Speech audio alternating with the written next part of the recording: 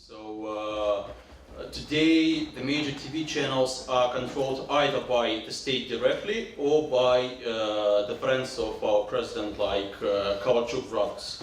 The same situation is, I mean, a bit different, but in general the same is in the newspapers. So we don't have any independent TV channels except Dozhd. All TV channels are controlled by the state. But advertisers don't come to us because they're afraid to put their ads in our newspaper because they're afraid that the state will say that you are financing the oppositional newspaper, you know. That is why the majority of independent media is still surviving. You know, we are not living, we are surviving. Simultaneously, we see that although the number of independent media is not growing, there is still space for independent journalism, and that's important because I mean that many people who are not journalists manage to perform the job that journalists are required to do.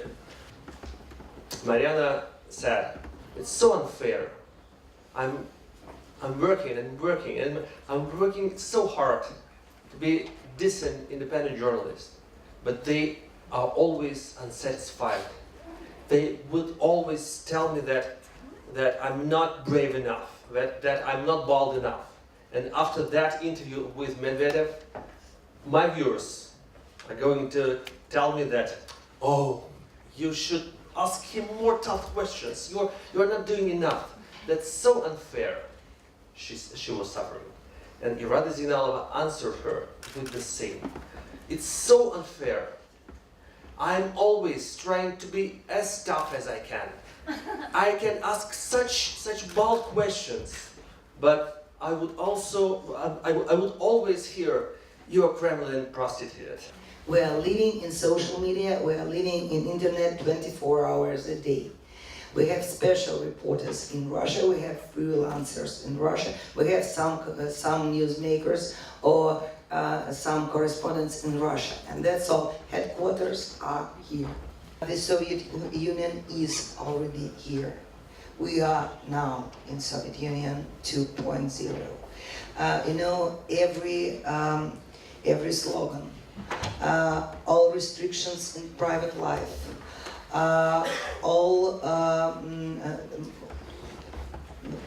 reprivatization or nationalization, planned economy, and so on, so on, so on. You know, we are already in Soviet Union.